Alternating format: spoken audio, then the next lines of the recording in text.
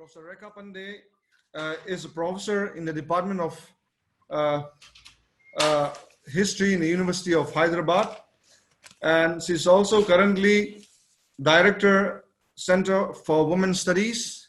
She just informed us that she is superannuated today, but academically, I do believe that one cannot retire or take a leave in academics. So in our heart, you are not at all retired, ma'am.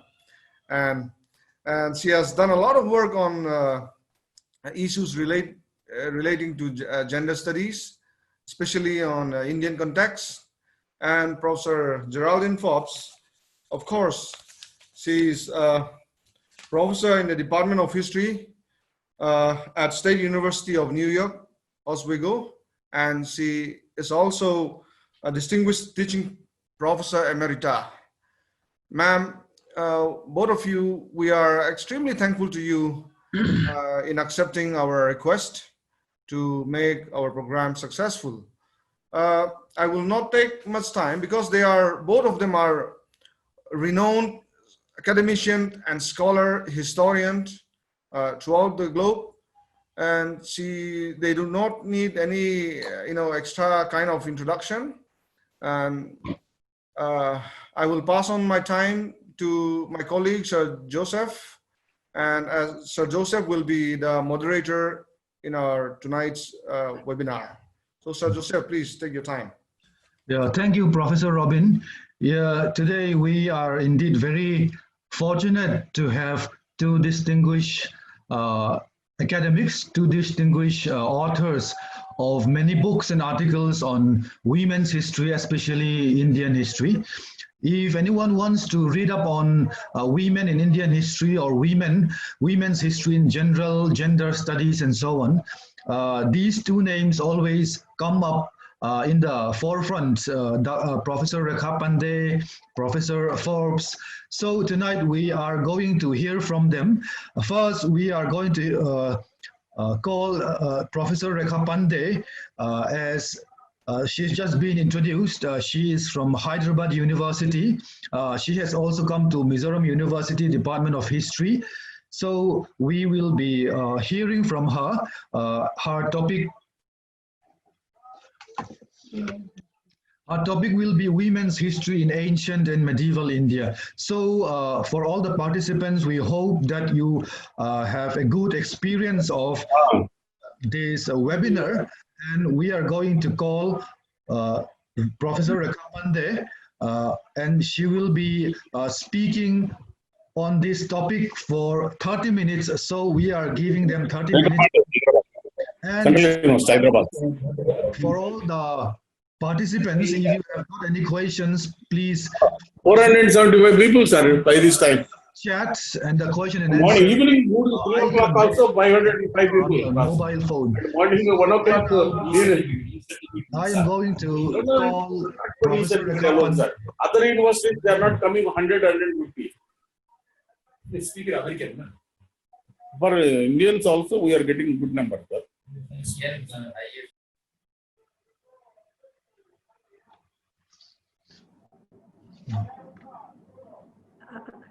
Can you hear me? Yes, we can hear you, madam. Okay. So first of all, I would really like to thank the Department of History, Mizoram University, and Madam, good evening. Good evening for inviting Vice Chancellor us. here. Okay, sir. Good evening. How are you, sir? Good evening, sir. Good evening. I'm here. I'm listening to you. Okay, sir. Very nice to hear this. And I'm really very nice of you, madam. Thank you. Okay, go ahead, sir. madam. Go ahead. Okay. I just wanted to say good evening. Thank you, madam. Okay. It's really a pleasure to be part of this webinar of Mizoram University History Department. And I almost feel that's like my other department because I have been there so often. Zwali is my own student, Robin, Joseph, all of them are really close, and even the Vice Chancellor, Samsub Rao sir, is really encouraging this university.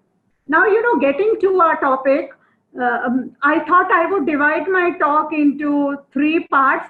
First, I will quickly talk a little about women's history because I can see a lot of students being part of it. Why do we need? What are the issues? Then I'll talk about ancient India and medieval India. And Geraldine will pick up from there and talk about modern India.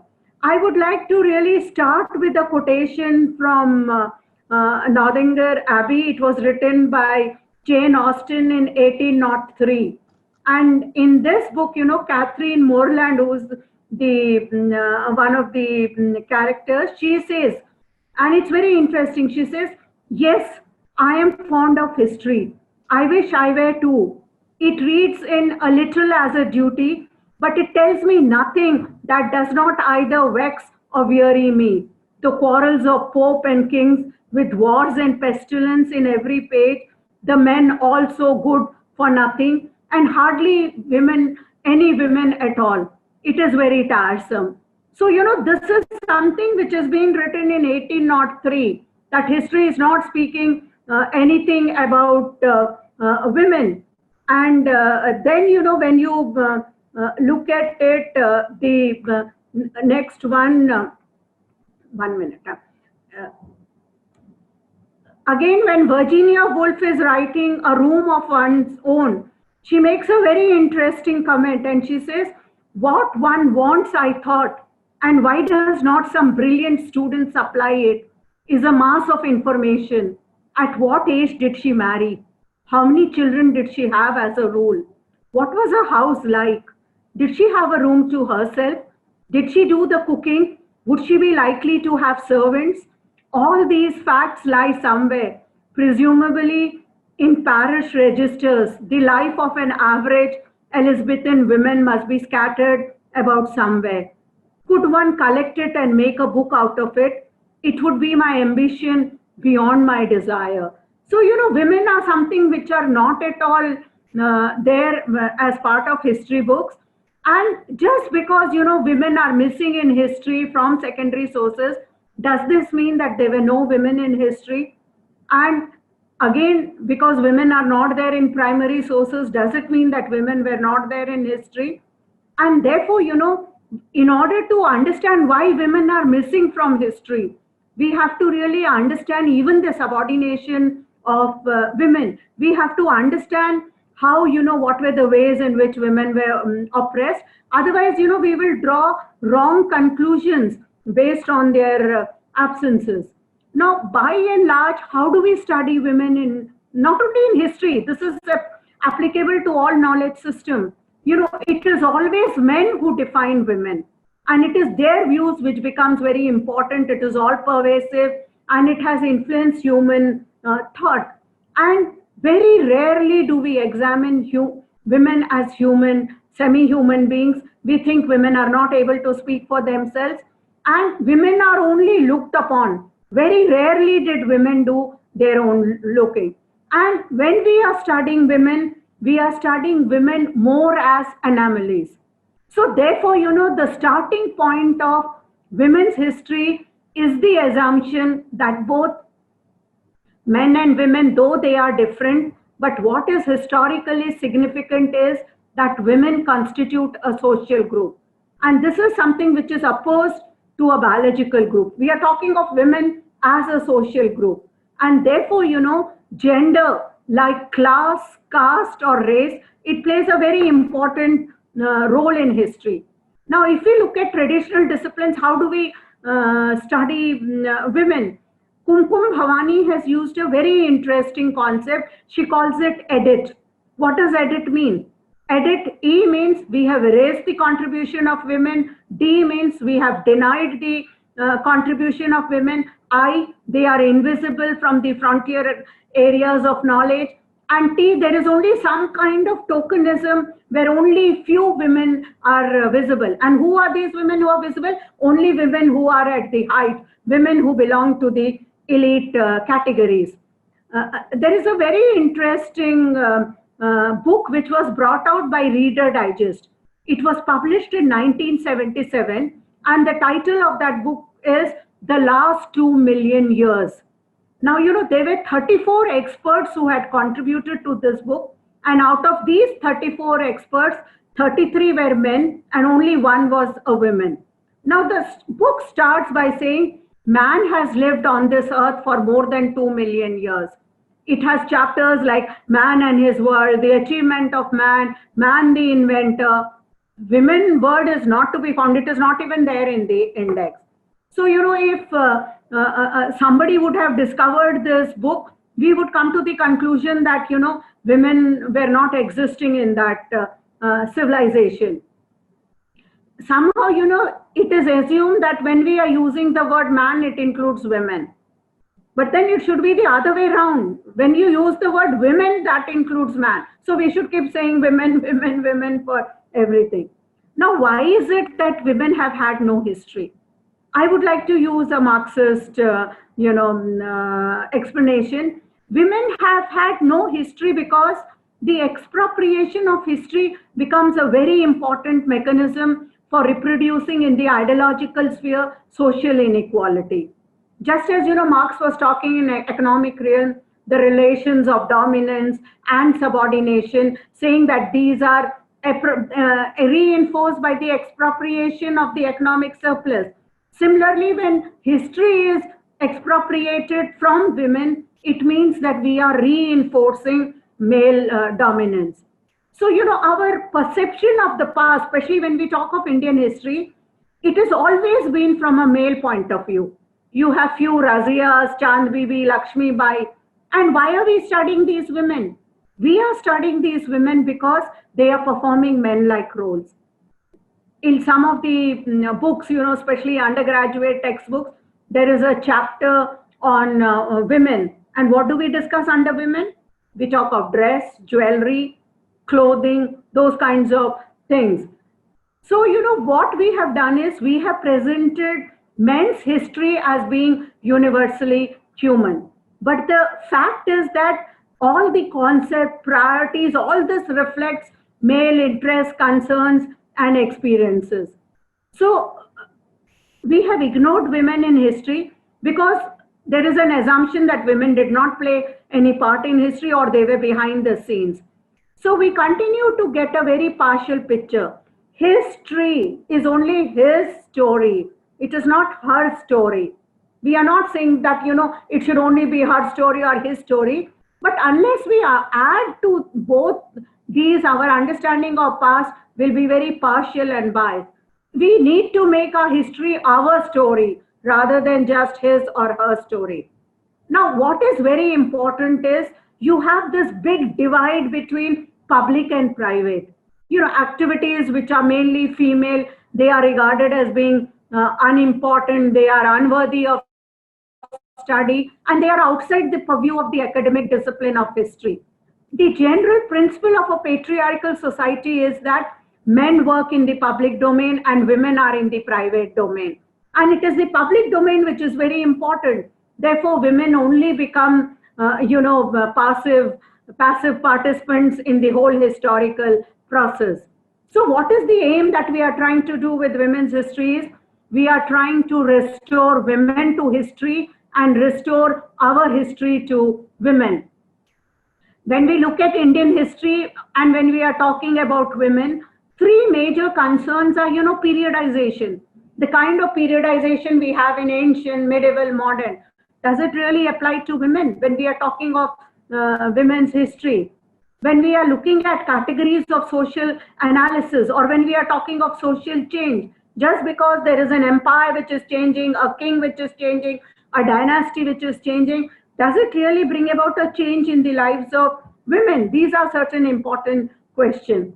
So, gender becomes very central to women's history. The very starting point of women's history would be the assumption that though both men and women are different, what is very important is, like I've already mentioned, that women are a social group and gender also becomes a very important category. There are different kinds of approach when we talk of women's history. The first is the invisibility approach, that we think women are invisible, but that is true only if we are not aware of it. If you really start looking for women, you will find them. then, finding one woman leads to another woman. And we will find that, why is it that there are so few women? Why are so many women forgotten? The whole social dynamics which defines certain activities which are permissible for women, and it shuts them from other activities. So, why is it that women have been excluded from history's memory? So we have to really look at history from this invisibility kind of approach. The second approach can be discriminatory approach. Women are always seen as inferior, they are discriminated, so they are not part of history. The third would be a different sphere approach. Both men and women are doing different activities, and therefore their works are valued in a different way. But to have history, we need to have an integrated approach. We have to really look at history as a total history, saying that civilization has always been created by both men and women. And when we are talking of women's history, we started by just talking about great women, and especially when there was an awareness and a lot of discussions was going on. And when we look at Indian history, it was primarily, in 19th century that a lot of Orientalists took a lot of interest in Indian history. They were, they reconstructed this whole glory of an ancient Indian civilization. This was part of an romantic search for a very distant ethnic world, an utopia to escape the bewildering changes that were taking place in 19th century. So what they were trying to present is the past becomes a homogeneous whole. It has no aberrations at all. Two pioneers who were writing at this time were William Jones and H.T. Colebrook. They were very closely associated with the Asiatic Society. They wrote on wide-ranging themes from Sanskrit literature, history, philosophy. In fact, Jones did not pay any attention to Sati. Very passingly, he mentions Gargi, saying that she was known for her piety and learning. And when Colebrook is looking at Sati, he gives a very textbook kind of an explanation. And James Mill, all of you, I think most of you are history students. We know very well that it was James Mill who had divided our history into Hindu, Muslim, saying that just because the religion of the ruler, they were Hindus, so this period becomes Hindu. Medieval period, you had Muslims, so it becomes a Muslim period. And the British period, then he's not calling it Christian period. He calls it the British period. And James Mill looked upon Indian civilization saying that it is very crude. And the reason why Indian civilization is very crude is because of the status of women. And he went on to talk about how women were excluded from the sacred texts. They were deprived of any education. They had no share in paternal property. And most of it was true. And he said women are so unworthy that they are not even allowed to eat with their husband. Though again, it was cultural practices that were responsible for this. And by and large, they were looking upon Hindu men as effeminate, who were unfit for, self-government. A very interesting book which was published at this time was in 1927 when Catherine Mayo published Mother India. And this book provides a very detailed and indignant account of the whole sexual excesses of Indian men and, the terrible sufferings of a child bride. In fact, it became one of the best sellers in the colonial interest. And there were various other agendas which the British were trying to achieve through this. A reviewer in New York Statesman and Nation, he said, Mayo's book makes the whole claim of Swaraj, self-government, seems nonsense, and the wish to grant it almost a crime. So, when they were talking of women, they had their own agenda. India is demanding self-rule at this time, and then saying that, when you can't treat your women properly, you cannot have self-rule. And so, a lot after this followed, another Slaves of the God. which again was talking about the truth. And there was lots of debate. In fact, Dhyan Gopal Mukherjee, he responded by another book called A Son of Mother India. It was published in 1928. And he made he appealed to Catherine Mayo to rewrite her book. And he said, you need to represent Indian women with honesty, and this is not what you've done. Another person who was really writing was Max Muller, though, he was again not so much interested in women. He collected and published the full text of the Vedas. And to him, the Vedas were the natural bias of basis for Indian history. And to him, it was the Aryans who were true ancestors. And again, there was a problem. It was very difficult to convince the Britishers that both the ruled and the rulers, the Britishers also owned their ancestry to the Aryans, and the ruled Indians are also coming from the Aryan ancestry. And very passingly, he makes reference to women. He talks a little about the Maitri and Yagnavalkya episode. He talks about how women were participating in rules, but he also says that women were able to get the highest knowledge of Atma or Brahma, and he looks upon Maitri as an exceptional woman. But what was very interesting was in 1856, a new book was published by Charlotte Spear, referred to as Mrs. Mannings. And she goes at length, she looks at Manu and she says that, obedience to her husband is the beginning, the middle, and the end of female duty. And she says, by and large, Brahminical texts have ignored the rights of women because women are so happy, and the daughters and wives are too happy to even require these rights. And she gives, she talks a lot about conjugal love, saying conjugal love is so important. She talks about Nal Damayanti. She talks about Savitri Satyavan. Another book which was published in 1867 was by Clarice Bader. Now, Clarice Bader published Women in Ancient India. She was very much influenced by Max Muller. And she says that it is not that women were excluded from the rituals. It was women who went and collected the kusa grass. They did all the manual labor for the preparation of the yag. And she says women had a right to perform sacrifices, they could compose hymns. And she says the real decline in the status of women came with the Krishna cult, which became very materialistic. It was more physical, and this led to the degradation. And it was, she talks at length about sati. And she says, from here, these are lessons for the Western women. She says the Aryan civilization was characterized by spiritual and ascetic tenderness. And, women were completely, they denied their self completely. They had unlimited devotion to their family. In fact, she says that it is so awe-inspiring that, women had the courage to jump into the funeral pyre and they could commit sati. And she says that, this is a lesson which the Western women should learn, that women are so strong. See, it was only in 2005 when a sati incident happened in Devrala. And first time the women's movement came up and said sati is nothing but a murder of a woman. We had glorified it so much. There were sati stones, there are sati temples.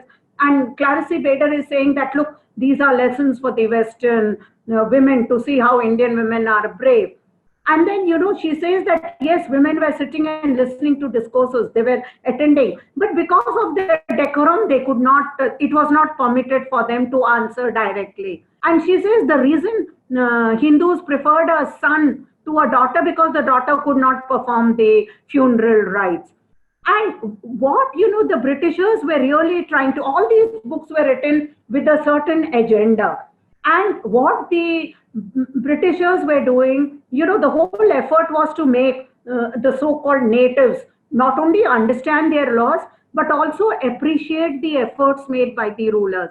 In fact, the whole colonial reconstructing of gender and the circular institutionalization of literature, it really worked in undermining the whole authority of Indian literature and the very societies that gave them to write. They said, all this is myth, does not hold any importance. Though, they did play a major role. They did bring into circulation a number of Sanskrit and Persian texts. That was a yeoman service that was being rendered. But it was a highly, very restructured version of the past and the women which was there.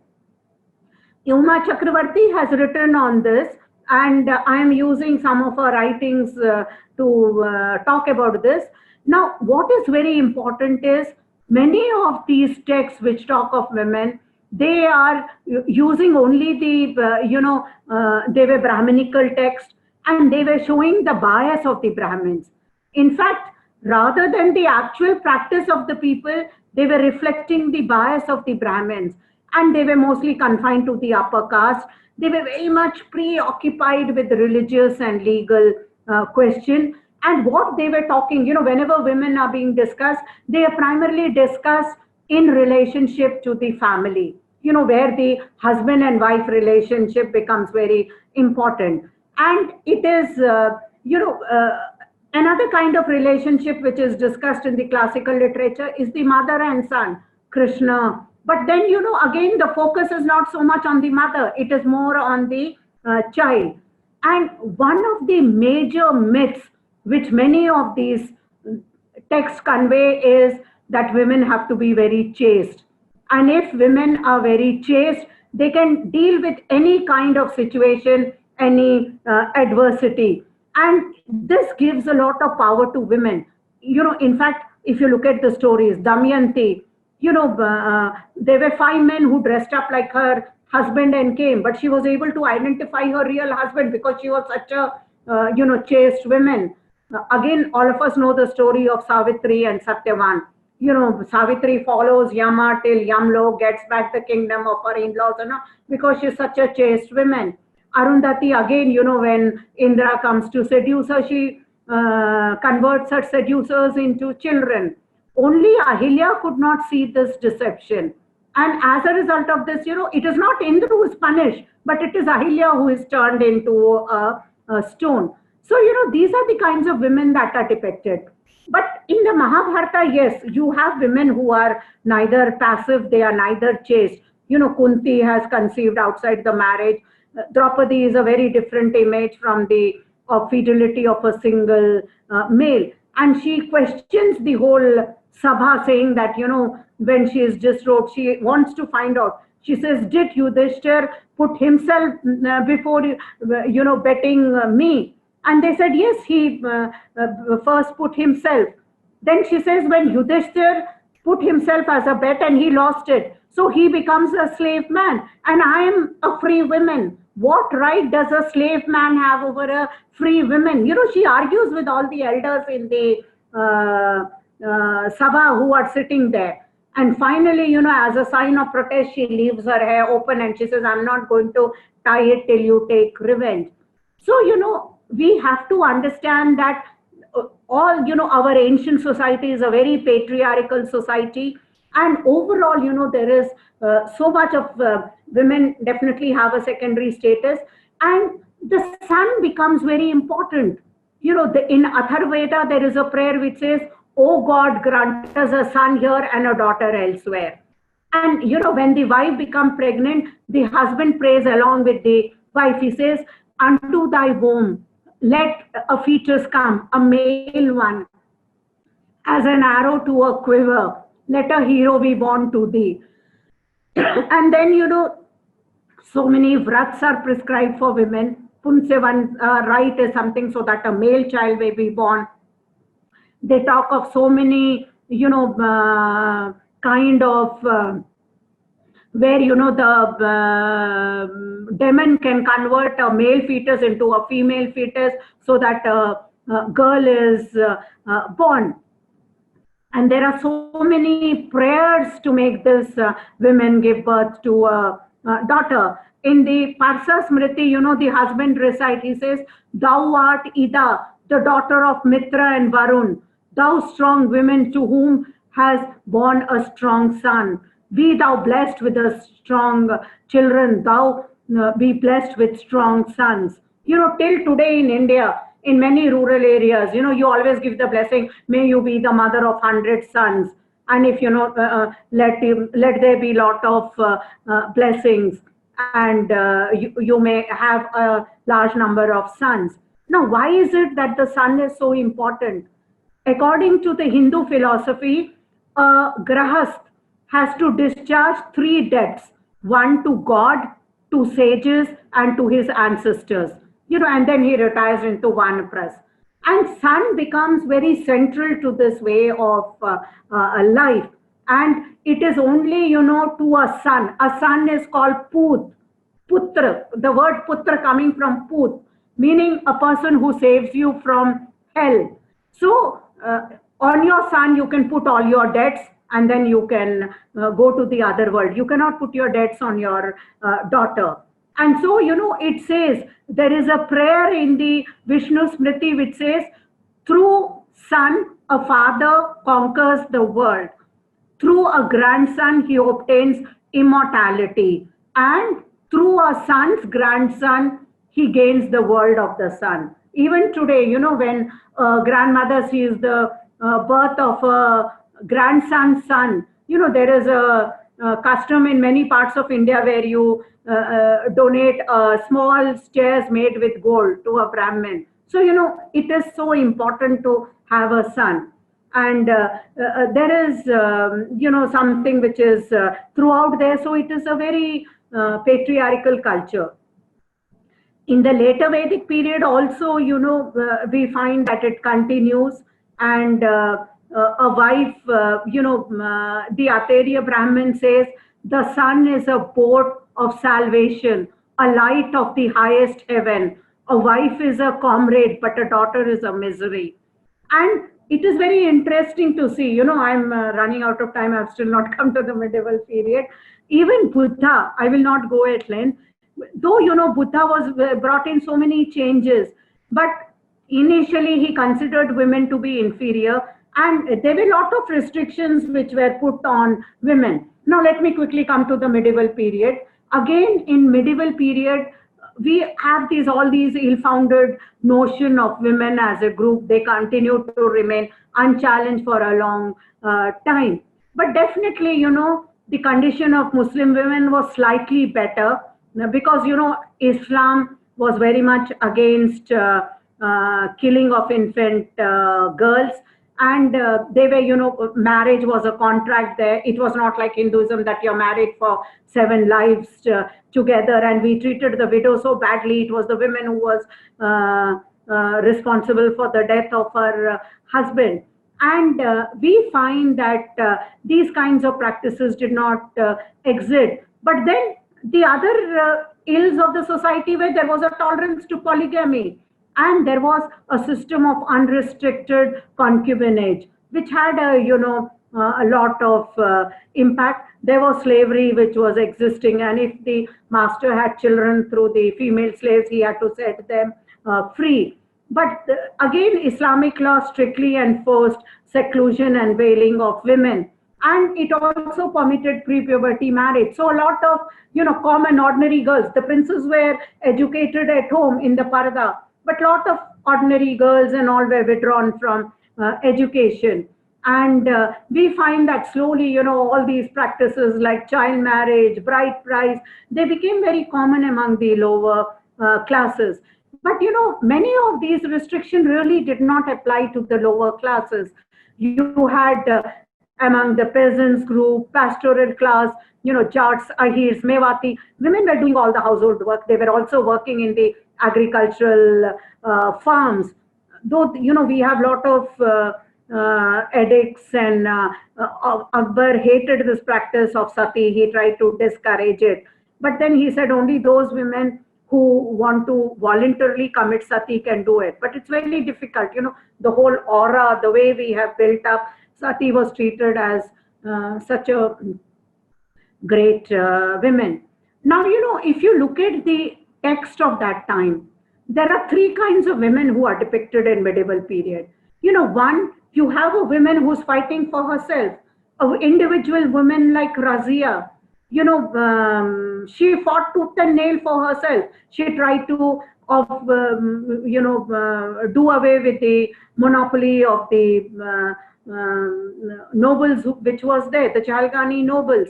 And Minhaju Siraj writes in Tabkate Nasri, he says, she is a wise, just, and generous, a benefactor to her kingdom, a dispenser of justice, a protector of her subjects, and a leader of her armies. She had all the qualities befitting a king, but she was not born in the right sex.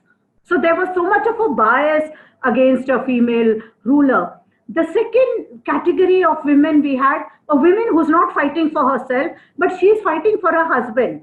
These women were also ridiculed. We have an example of Noor Jahan. Many of the writing represent Jahangir as an effeminate, emasculated king. And she is called as power hungry, manipulative. See, all the kings in medieval period are manipulative. They are power hungry. But for a woman, when it comes, in fact, Vincent Smith went at length saying petticoat garment. He referred to her as a petticoat garment. And this is how they are represented. But then when you have women who are neither fighting for themselves or their husband, but they are fighting for their sons, those women are glorified. So again, we are not moving away. The kind of images which we have today, if you look at our media, look at our serials, look at our literature, you glorify motherhood. And that is what is happening. They spoke at length, Chand Bibi, later on Lakshmi Bai, who are fighting for their sons. The problem is, medieval period becomes a very good peg to hang all kinds of evils in Indian society. Whether it is child marriage, parda, sati, infanticide, everything we attribute to medieval period. Some of these practices had started from the early period also, but we don't look at it. So, again, something very interesting, my own work, when you look at the 13th to 16th century, the whole state is declining. There is all these regional kingdoms are coming up, and you have a number of land grants which are given to the temples, etc. And you have a bhakti movement which emerges at this time. You have a large scale participation of women, because the only space available to women is through religion. In the earlier period, ancient period, under Buddhism, if a woman had to practice religion, they had to leave the society. You had to become a part of the Sangha and then go. Here it said that, you can continue to do your household work and yet you can practice bhakti. So you have these large number of women who come up, the women bhaktas. We have, very little historical information about them because, as I said, all the archives are about men, talking about men. There is hardly anything written about women. And these are women from different sections of society. They are more, their writings are available more in the popular literature. So we have to turn to collective memory, to remembrance, to their bhajans to understand. And if you read the poems of these women, it really shows us, that they were all born in rich families. They had a very comfortable life. And their problem really starts with marriage because they want to lead life according to their own terms. And, they are seen as bringing shame to the family, to the daughter-in-law. I'll just quickly read out one or two poems before I end. Akka Mahadevi says, I'm using the translation of A.K. Ramanujam, husband inside, lover outside, I can't manage them both. This world and the other, I can't manage them both.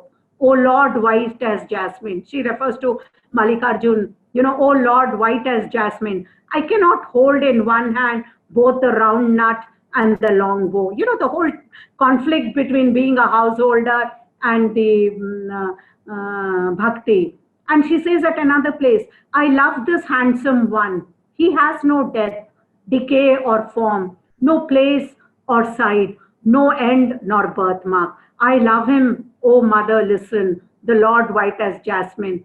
And then, so revolutionary. Imagine in 12th century, she's saying, take these husbands who decay and die and throw them into your kitchen fires. And again, Meera says, Friends, marriage of this world are false. They are wiped out of existence.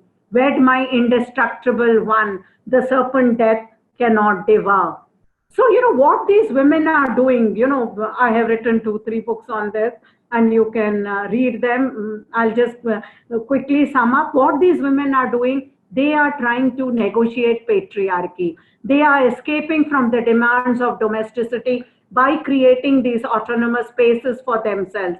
And you don't term these women as wayward or loose, because they are going on pilgrimage, they are going to holy places, and they have very creatively used tradition, both as an element of protest and also to carve out certain spaces for themselves. They led very conformist life. None of them had children. They walked out of marriages. Akka Mahadevi and Lal Ded in Kashmir, 14th century, she walked out naked. And, they were really protesting in their own way of how they were moving into different directions. So, again, another quick point, if you look at most, the zanana is a space, it's a domestic space for women. And see, the European men were not allowed to go into the zanana. They were only using their imagination. And they used this as more as, a place for where sexual encounters were there. They were only looking at it in terms of a sexual space. And when many of the women were also asked, they were also going, they did not look upon the Zarana as a prototype home space. But they were, paying attention to the human body. They talk a lot about, oh, these poor women, they are so bored, they have no entertainment, they are just sitting cross-legged on carpets, drinking coffee, smoking, and gossiping. Therefore, I would like to conclude that by saying that if we look at women and we study women's history, it will really give us a new perspective of understanding the past. And we have to understand that women of the working, elite, rural, urban, or middle class, they do not really reflect a single perspective mode. We are using the term women, but we have to recognize that there are so many different, it's not a monolith term, depending on the class, the position, there were so many differences. But what is really important is we can seek a universality of these experiences to understand the social and ideological mechanisms that have ensured the subordination status which is designated to these women in a patriarchal society. Thank you very much. Yeah, thank you very much, Professor Rekha, for the incisive and eye-opening idea that you gave us on women and their stages in ancient and medieval India. Yeah, of course, women's representation in the literature, such as Vedic texts, becomes an interesting matter when we hear it from the experts. So, how women tried to create spaces for themselves in society, politics, and culture is indeed very interesting. So, many thanks to Professor Rekha. So, the next in line, we have Professor Geraldine, who is right now in New York. She is a distinguished teaching professor in State University of New York, Oswego. She has worked extensively in India, and in 2008, she was even awarded the Rabindra Puraskar for her work, Positivism in Bengal. So she has also worked extensively in Bengal on the issues of women in modern India. So, Madam, we hand over the time to you. We give you 30 minutes, and if you want more, we can have extra time. So, yeah, you can continue. Thank you. Thank you. I'm going to talk about the new woman in colonial India, and I'm going to put a PowerPoint up.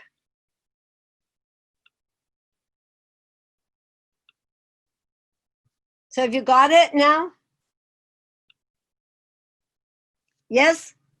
Yeah, we Okay. can see it, madam. Yeah. Okay, thank you. Thank you. Then I'll just go ahead. Good evening, everyone. And thank you so much for inviting me to be back in Mizoram, even if it's only virtual. And thank you, Professor Robert and Joseph, for introducing me. And it is wonderful to be here with Rekha. And congratulations on your retirement. And Zwali, thank you for all your work and all the emails arranging this.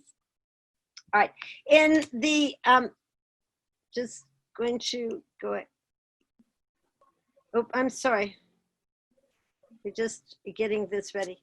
All right, the PowerPoint is okay? Just, yes? Okay. In the late 19th and early 20th century, the concept of the new woman took hold throughout the world. It wasn't just an Indian concept. The term had both positive and negative aspects to it.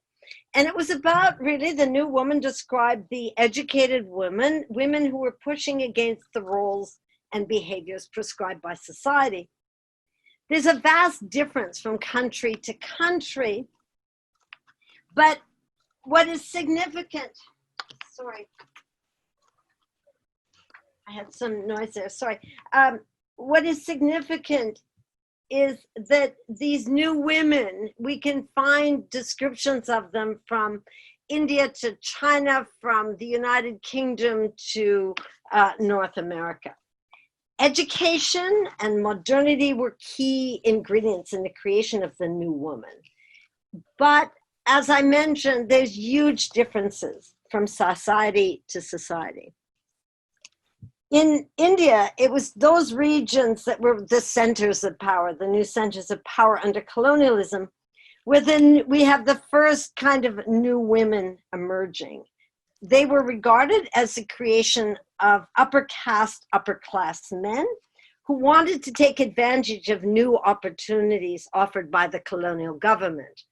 And I begin here with a picture of Hindu College, which was formed in 1816 to prepare young Indian men for positions in the East India Company. But what I wanted to mention is that it was followed very quickly by the founding of the Calcutta Book Society, which was to publish books and promote female education. However, in these years, very few families could see any advantage in sending their girls to school. First, most of the early schools for girls were run by missionaries, and this was the problem for Hindus and Muslims. And second, the main aim of an English education was to create a person who could be employed under the Raj. Under colonialism, and this is another topic, women had lost many of their traditional opportunities for employment. And although they were new opportunities now under the Raj, they were things like working in factories or plantations or in the urban centers as maids or prostitutes. And these, quote, new opportunities were regarded as suitable only for women from the lowest castes and classes, or women whose lives had been who had suffered some terrible misfortune like widowhood. And one of the things about the people who were really promoting this idea of the new woman is that the men often belonged to these reformist organizations, such as here is a picture of the Brahmo Samaj. And these men are primarily interested in the advancement of their own class and also in social reform, which again particularly affected their own caste and class. They saw female education as really important if any of these advances were going to come. The historian Shumi Chakar has argued these reformers were concerned primarily with modifying relationships within their own families, and they sought only, and I'm quoting from him, limited and controlled emancipation of their own women folk. And truly, women were really important to careers. One of the main concerns was providing suitable wives. And here we have a very excellent example of a suitable wife for men who were now part of a new cultural and social milieu.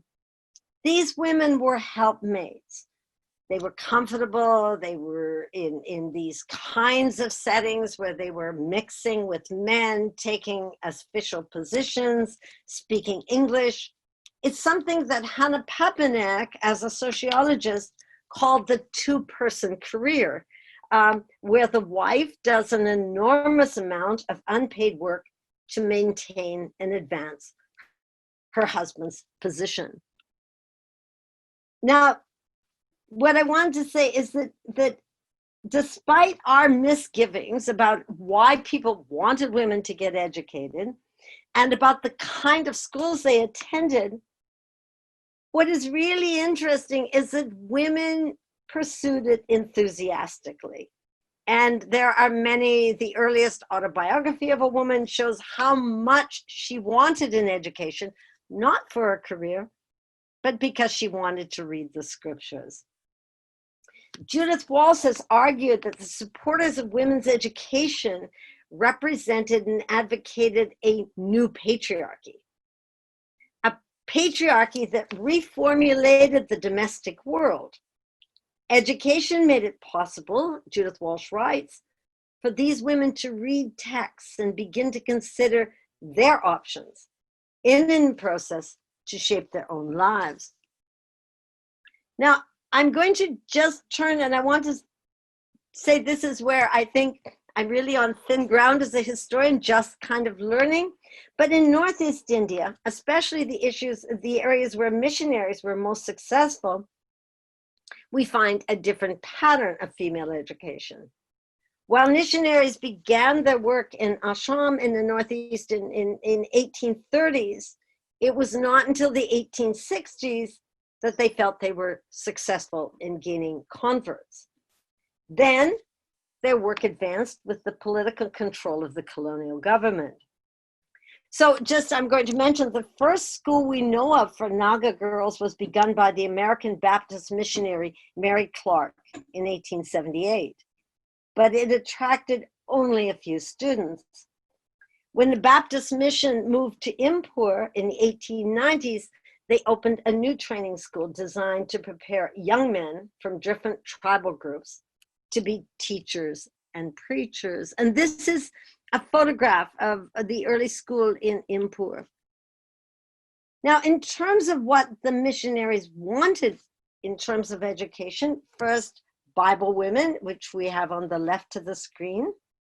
And they also wanted women who would become wives to the men who would lead their congregations. And these women played an extremely important role.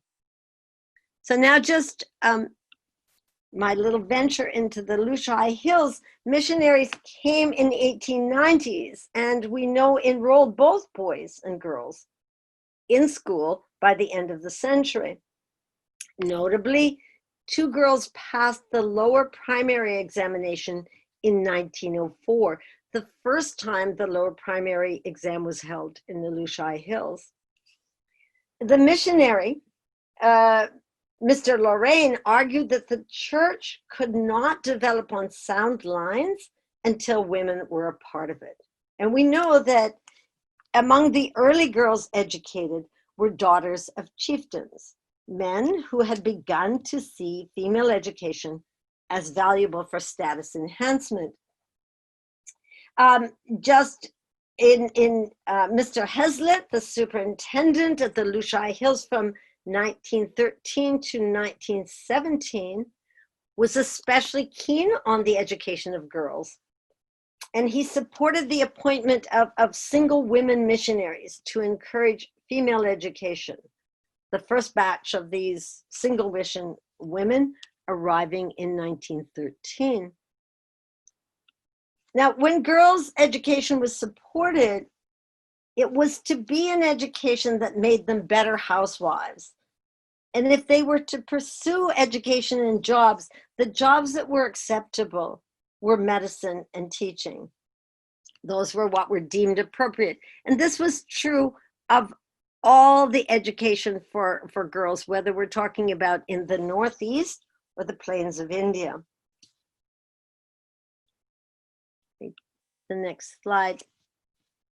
While some men approved of and supported female education, the opposition all over India to this education was evident, and it was also evident all over the world. Female education was not popular. According to the records, one of the questions was, who will do the housework? As men also argued that women were not smart enough to learn anything. While the missionaries believed that true conversion of the population would be possible only if women as well as men received an education, there is evidence, at least in the records I read, that men had said, we will not marry these girls. And in one of the memoirs that I work with, a girl who went to school for less than 4 years was turned down by families. This is early in the 20th century. So there are countless, so what we find there are countless issues about how society will fall apart if women get educated. So I found these caricatures from Kaligat Pats in the 19th century. You can see how society will suffer if women get an education. On the left, you have a woman beating her husband. Absolutely, yes, out of line, whereas of course, men striking women was just what happened in society. And to the right, you have how society will terribly fall apart as a husband puts his bride on his shoulder and elevates her above his mother-in-law, who is just kind of reduced in the society to a position lower than the young bride, totally topsy-turvy. Now, I was going to say, as was the case, Oliver, I've mentioned that it's a special education for girls. It was not the same as that for men. First, there was a less intense curriculum. Science was seen as especially taxing for women's brains, and so females were to be taught the accomplishments. Along with sort of a modified, easier curriculum, they would learn cooking, drawing, of course needlework, hygiene, and childcare. This is a photograph from the Naga Hills. This curriculum, the accomplishments, was especially suitable for new women who were to be, as I mentioned, helpmates to new men, or men who were becoming part of the new economy and society that emerged from colonial rule. Okay, now let me just move on. One of the people who criticizes this, who's writing about this, is Shika Patak, who points out that in the Northeast, the aim of education was to, quote, civilize. And this was true all over, that people also wanted, even if we're talking about Indian men who are wanting a different education for their wives and daughters, they wanted to take them away from certain traditional attitudes and ways of life and ways of joking and entertainment, and make them really an image of the Victorian lady. We can see this to a certain extent in clothes.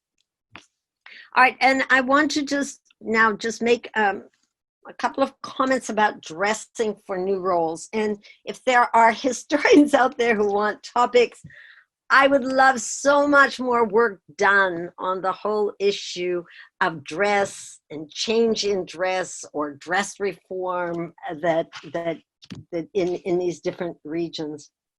Before women could become, quote, new women, they needed to dress properly. And I'll take that as a European word, which meant covering their whole bodies in a way that was acceptable to the British. And it wasn't just covering your body, but it was how you covered it. Women from Eastern India, who generally wore one length of cloth that draped, were completely covered, but they were not covered in the way the British liked.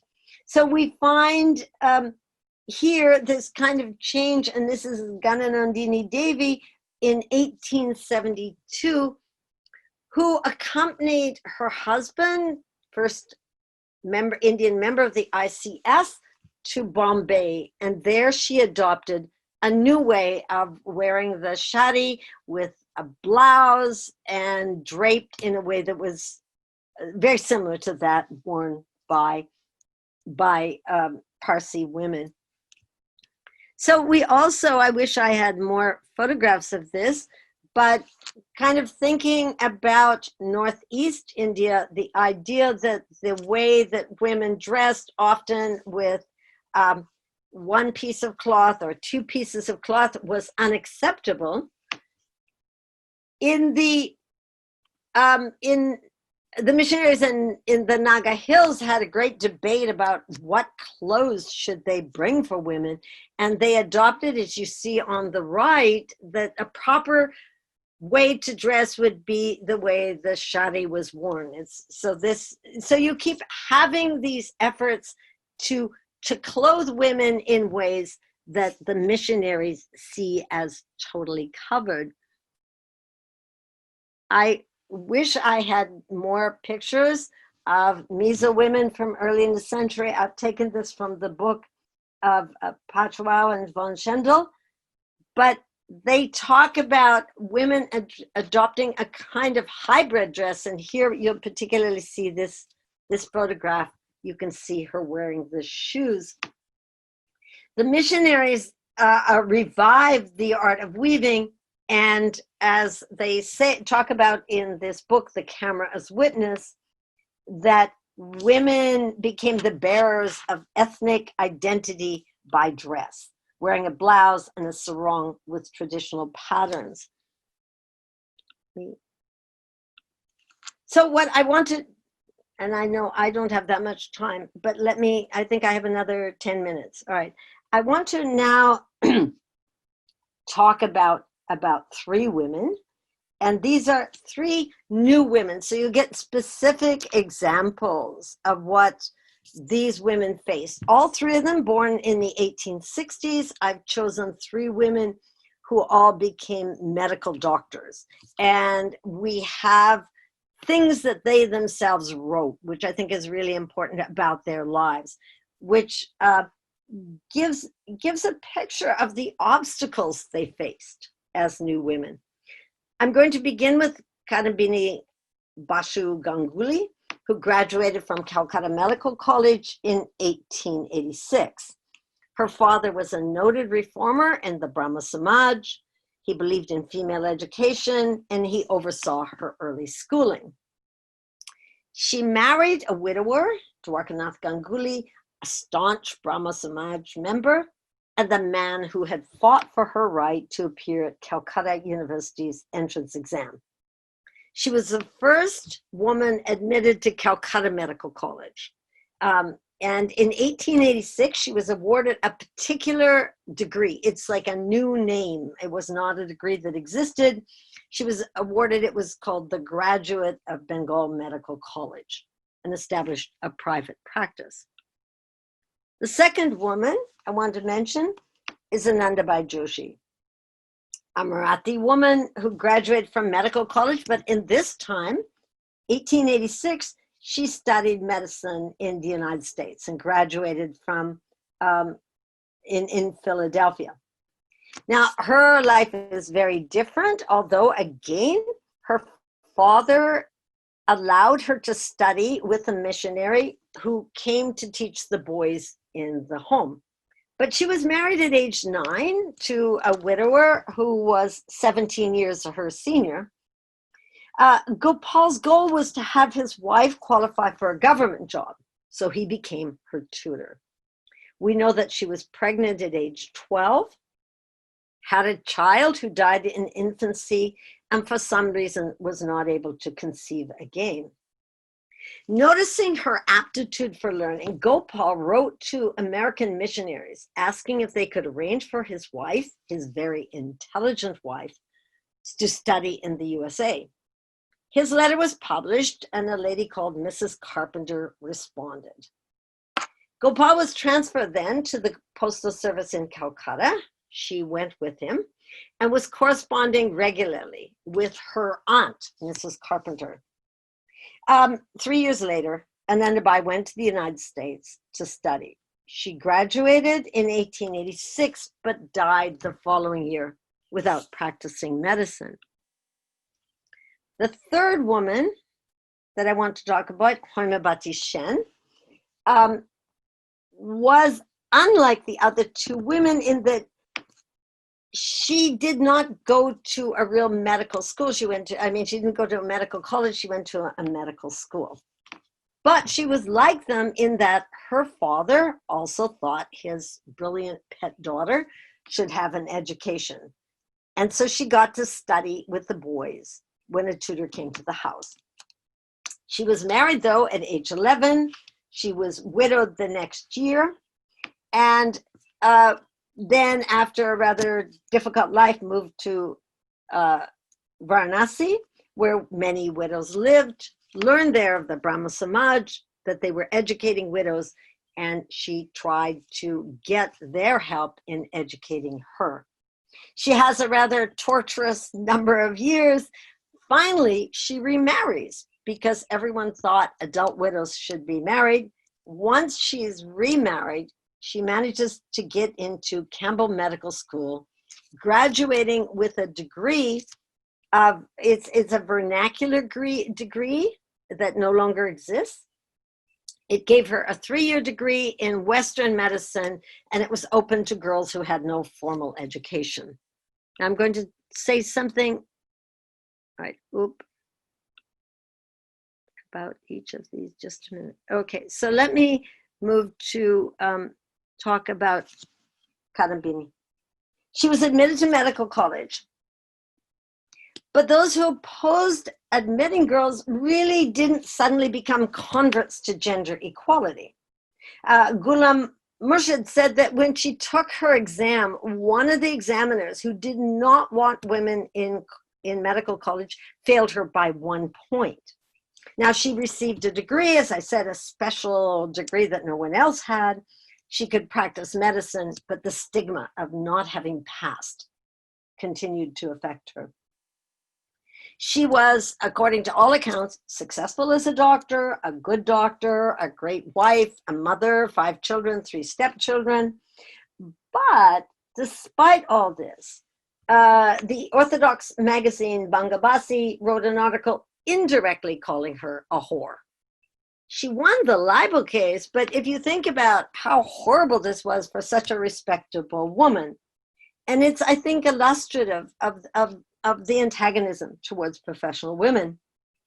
She also suffered in her career. She applied for a job to the Dufferin Hospital in Calcutta and received a temporary position, but not the full-time, what we would call the tenured position. What she lost to was a less qualified English woman. And she wrote about this. She wrote about the racial discrimination that medical women from Europe have a fictitious claim of superiority in both their training and in their practice. And she's not complaining here. This is a long complaint about salary or anything else or prestige. She's saying that if you're a woman in a hospital, you have more opportunity to practice and you can become a better doctor. She went then in 1983 to the United Kingdom, studied and passed, received medical diplomas from Edinburgh, Glasgow, and Dublin universities. So she was then offered a job at the Dufferin Hospital in Calcutta and turned it down for private practice. Anandi Bai Joshi, when she went to Calcutta with her husband, she found the surroundings hostile and uncomfortable. She didn't practice Purda because she walked about and she would be in the streets. People also called her a whore and asked whether she and her husband were really married or she was just his mistress. They moved then to Serampore, and she at that time had determined she was going to the United States to study, and everybody opposed her. She decided, that she would give a public speech to explain her actions, and she did so. She told them first that the only medical college open to women in India at that time was in Madras, and that it was known that many of the instructors there were conservative and jealous and hostile to women. She said that she had then decided to go to the USA because she wanted to become a doctor and because that was the training available to her. When people asked her why was she rebelling against assigned gender roles, she concluded with this declaration. To this I can only say, society has a right to our work as individuals. But public ridicule wasn't her only problem. And I'm going to read from a letter she wrote to her husband in 1884. She chided him for the violence he inflicted on her. And this is, I think, a kind of shocking letter. And I'm reading only part of it. It's very difficult to decide whether your treatment of me was good or bad. Hitting me with broken pieces of wood at the tender age of 10. Flinging chairs and books at me and threatening to leave me when I was 12. Inflicting other strange punishments on me when I was 14. All these were too severe for the age, body, and mind at each respective stage. And then she goes on, in our society, for centuries, there has been no legal restraint between husband and wife, and if it exists, it works against women. Such being the case, I had no recourse but to allow you to hit me with chairs and bear it with equanimity.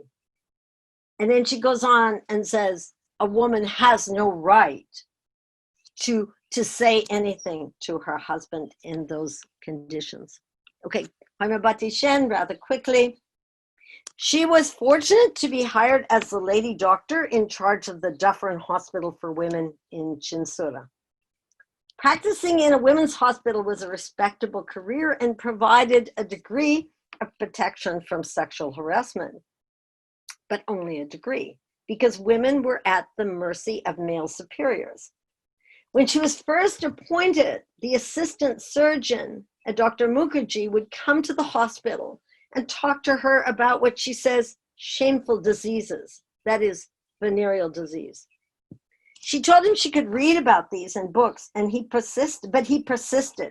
And this is what she wrote. The dirty beast said whatever came into his mind. When she told him to stop talking about these things, he told the civil surgeon that the new lady doctor was unwilling to learn from her superiors. And he persisted. He kept harassing her, asking her to do this, to do that. And when she complained, she openly complained about sexual harassment, he attacked her. He had people attack her physically. It was after this attack that she finally got the civil surgeon to intervene, and this man stopped harassing her.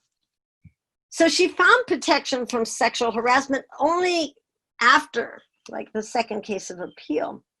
But she couldn't curb her husband's temper. He never supported her financially. And the entire burden of their family, 5 children, and his family fell on her shoulders.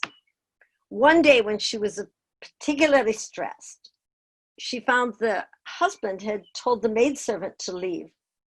She was needed in the hospital below. She asked her husband to keep an eye on their baby daughter, and he cursed her and asked her what did she think he was. She spoke back, and she told him since she was supporting the family, he should do some helping. And then she wrote what happened. He fell upon me like a bandit, and he thrashed me mercilessly. He kicked me hard, and I fell on a flower pot. I cut my lip, and blood streamed forth. My clothes were drenched with blood. She went to the civil surgeon with her resignation letter. He refused. He bandaged her. He told her, go back to her husband. Her husband had a fight then with the civil surgeon. It was all very complicated. In the end, she had to deal with the husband, and they lost their free quarters in the hospital because of her husband's temper. Now, let me just conclude. Women's memoirs and accounts of their childhood document the important role their fathers and husbands played in encouraging female education and urging their daughters and wives to enter public life. The education, though, focused on accomplishments, not the same as that for males, but women responded enthusiastically and indeed excelled.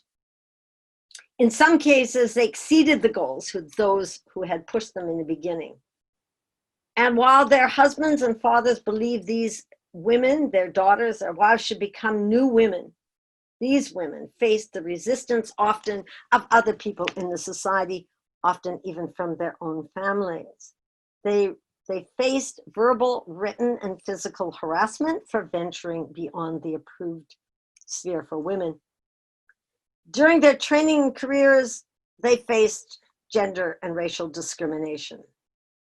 Judith Walsh points out that those who lived within the new patriarchy escaped the sanctions of the older generation, but this didn't protect them from the censure of the extended family, from public humiliation, or domestic violence, as my two cases suggest. The records are mostly silent about what was accepted. It appears, though, that many women had to face physical discipline as the norm. So let me just conclude that I want to draw the attention to the extent to which I think the goal of creating the new woman is something we still live with. I think all over the world in the 20th and 21st century, we're creating new women, women who can handle careers and the home. So we have today the daughters and granddaughters and great-granddaughters of these 19th century women entering schools and colleges and forming organizations to promote equal rights, to join politics and the professions. And as I am constantly told, while these women, or I was going to say us, all of us around the world who are part of this succeeding, continuing new women have accomplished a great deal, I think the struggles to be created equally in public and private have not been won. Thank you. Professor Geraldine, thank you so much for sharing with us wonderful case studies on the new woman in colonial India. Indeed, such individual stories enlighten us to look and search for women from all walks of life and how they have indeed enriched social and cultural history. So thank you so much.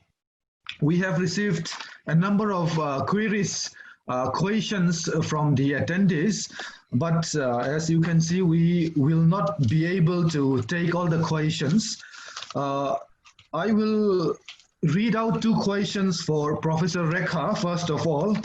Number one, if you were a woman in medieval India, what position would you be in society? Professor Rekha, yeah. If you were a woman in medieval India, what position would you be in society? And then the second question is, did Bhakti women lay the roots of feminism in India? So can you please answer these questions straight away? Thank you. Yeah. See, as far as the first question is concerned, unfortunately, we are not literateurs. We are historians. We have to, analyze, look at the fact. And that question is more in the realm of, imagination. Literature people have that advantage that you can use your imagination. So it's very difficult to say what, maybe the status would depend on which class you are born. If you're born in an elite section, you would be the princess. If you're born to a Devdasi, there would be courtesans.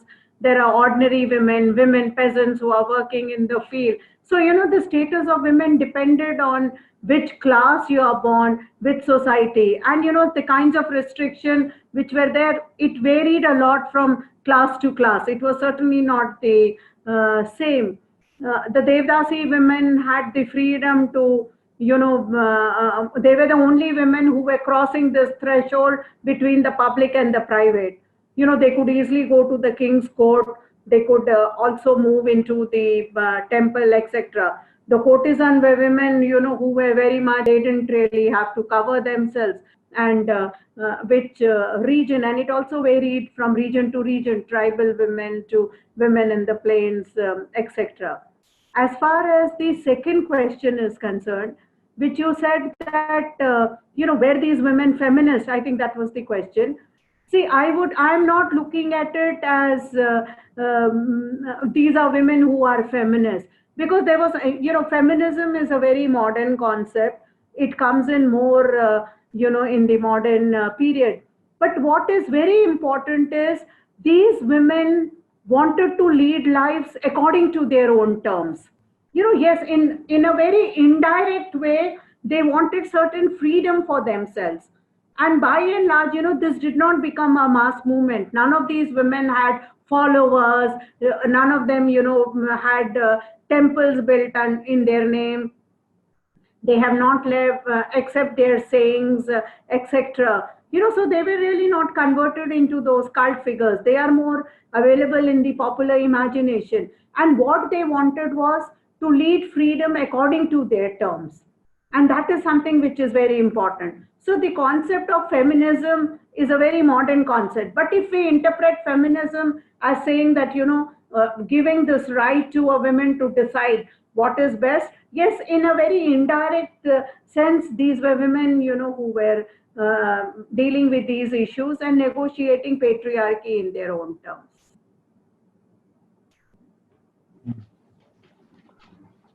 Thank you very much, Professor Rekha, for that wonderful answers. Mr. Moderator, Sir Joseph, Yes. I would like to ask Professor Please. Forbes one question. Ma'am, I just want to ask you, a question on the way in which the women were structured in the plains and in the hills seems to be very much different. For example, in the plains, the women, lived in a much more conservative environment compared to the where the women fared practically in a more democratic environment.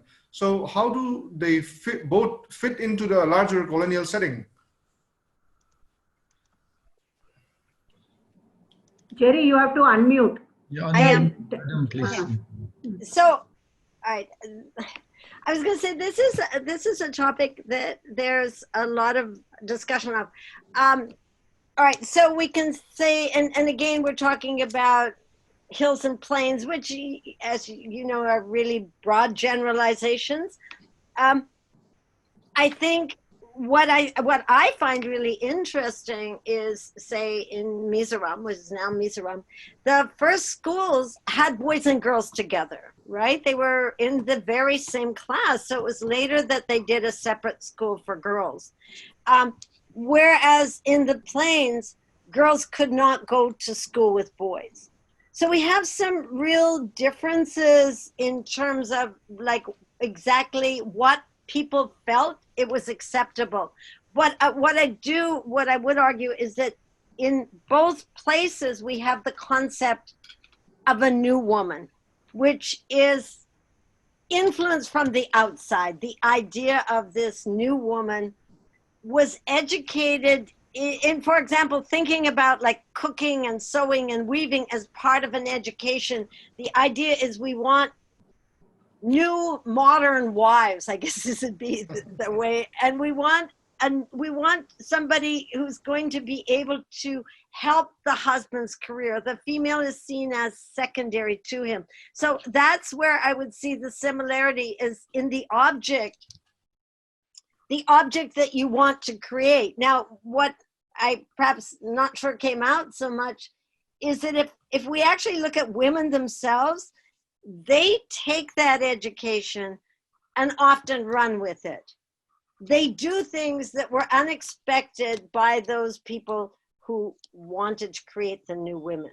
So actually some very different things are going on. But when I was preparing this lecture, I wanted to, because so much of my work is on the plains, I wanted to try and do a little more. And what I came to the conclusion is that there is a lot of historical work that needs to be done on women in the Northeast. Yeah, right, exactly. There is so many great questions. And I think some people are beginning to explore these. But for example, I don't know of a memoir or some kind of, probably some of you could suggest this to me, to put in a woman like Hmingthanzuali Shen or Anandi Bai Joshi, who's talked about her and written about her own life and talked about becoming this new woman and all the pressures and difficulties that went along with it. Now, the three women I mentioned all became great. And I know that you have women who do similar things. We just need, or at least I need to be much more aware of their work. We need to get it published out there and so on. I'm not sure if I answered it. Tried to answer your question. Thank you. Thank you, ma'am. Thank you. Yeah. Shazul sir, please. Yeah, madam, thank you so much for answering that question. One question for Professor Geraldine. This is one question that seems to be specific to Mizoram, Mizo society. If the new woman in the context of Mizoram don't get the title of their husband's name, but retain after getting married, how do you think is the underlying reason? I'll repeat the question. If the new woman, in this instance, new woman in Mizo society, if she does not get the title of their husband, but retains the name after getting married, what do you think is the underlying reason? Actually, I was going to say, and I started out with the first slide saying this whole idea is across the world, that we have this creation of new women. And in terms of what name people have, it differs from region to region, whether or not women take and we're using this term, title or the last name of their husbands. I mean, as C.S. Lakshmi, the author from Tamil Nadu, talks about is again, again, her name is C.S. Lakshmi. So her first name is her last name. So you have a different pattern in the South, in the North, in terms of, I know that in different societies, we have this idea of what naming people take. And actually in the feminist movement in the late 1960s and 70s, American women argued against taking the last name of the husband. But as someone pointed out, if I use my quote maiden name, it's still my father's name. It's a male name. So we're patrilineal in our naming. And some very creative feminists just decided to name themselves. I remember one woman decided her last name, like if her first name was Mary, her last name would be Eve's child. She just made up a name. Another one decided to call herself Sarah X, thinking of Malcolm X, that arguing women and like in South India, the identity. Now, I don't know our names in the Northeast. If you have your name, does it incorporate your father's name? So this is, I'm sorry, it's a long, muddled answer to the question. I'll let somebody else come in on this. Yeah, okay, thank you, madam. One last question for Professor Geraldine. This is a bit long, I shall read it out. The concept of a new woman accompanied by education and modernization seems to be deeply rooted in the Eurocentric narrative, which categorizes women from Asia and Africa as being worthy of being changed ever since their first encounters with Europeans. How can we counter this perspective that has been long held by Western ideology about the female other as being homogeneous and as being the uncivilized other? So that is a question. Okay. So let me begin again. The concept of the new woman is worldwide. And what the key ingredient that is shared across the world is education. Now, meaning formal education in a school, because from the beginning of time in all societies, education was for males, not for females. So to begin to have females educated, which means, and the world, again, the world that is more industrialized after the 18th century, there are new professions and changes. So I think just starting with that, the concept of women being educated and entering not roles that were defined by gender, but roles that were actually that were more male roles, is what's part of the new women. All right, so how can we avoid like thinking of, actually, maybe I'm the wrong person to ask that women in Asia, Africa, so on and so on are all lumped together as one undifferentiated whole. I would argue history. Write their history, make women or help these women emerge from what Rekha Pandey has talked about, which is a kind of a history which left them out because other people wrote it.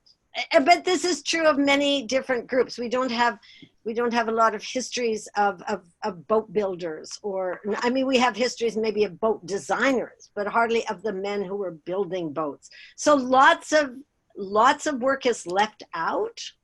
Lots of topics are left out. Women aren't the only one. I mean, this is social history told us that we needed to write the history of labor as well as the history. We need to write the history of the people who are left out. And actually the people who are left out are the ones who make the world go around. They are the ones who make it happen. The ones at the top give orders, other people do the work. So I guess my answer to that is we just need to write the history. I have thought, you know, when I'm in India, and I just came back in March, and I would sometimes meet young people in college and ask them if they could name 3 prominent Indian women in history. They would say Indira Gandhi, and I'd say, could you go back in history a little farther? And they were lost. People studying English literature, I would ask them, you know, name the 2 or 3 Indian women who wrote their own memoirs or autobiographies. They would tell me Virginia Woolf or something. They know a lot more about Europeans. So actually, both, we need to write it, but I think changing education, which I know so many of you are doing in your own classes, but sometimes when I see the curriculum, it doesn't have enough that is about people there, and that's all. We need to educate people. We need to have movies about these famous women. Yeah, thank you so much for the 2 speakers who have been generous enough to spend their valuable time with us tonight. Before I call on Professor Zuali to deliver the vote of thanks, if our Honorable Vice Chancellor is here with us, if he can speak on something, or he can give questions to our speakers. Sir. Thank you. Thank you, sir. Yeah, actually, it is a great pleasure for me to listen very wonderful, like both the madams, Rekha Pandey, Geraldine. I thank Geraldine for a wonderful presentation. It was really good, and I enjoyed knowing the women and their suppression in the earlier days. And but still, there are so many places it is still happening. So we cannot say that people are developed and still women are safe. We cannot say that, but still something is happening in many places in the country. In all countries, women are actually facing this situation. I agree with you. You are really wonderful presentation, and a lot of history has been given about this women suppression, particularly in the tribal women. And I was listening. It is a wonderful presentation, and Rekha Pandey madam also has given very nicely presentation. We thank you very much. Actually, from the participants, I have been going through messages from many people and they were both the presentations. And it was, thank you very much, Madam, Rekha Pandey Madam and Professor Geraldine. It was nice of you, and we'll be in touch, and we are very much grateful for your kind. At this moment, you are taken a lot of pains in doing this. Thank you very much. Thank you. Thank you, sir, very much for being here with us. So I shall call upon Professor Zuali to say a few words. That is a vote of thanks. She can take up any amount of time she likes. So, Ms. Zuali, please. Okay. Hello, everyone. And I would like first to say thanks to our distinguished speakers, Professor Geraldine Forbes and Professor Rekha Pandey, for accepting our invitation and for their insightful and very exciting presentations. As we all know, Professor Geraldine is a renowned feminist historian from New York State, and whose scholarly contribution in the field of gender history has been honored and followed by many students and scholars working on gender history around the globe. Professor Jerry has always been very graceful to accept our request despite her very busy schedule. So we thank you once again for sparing your valuable time, Jerry.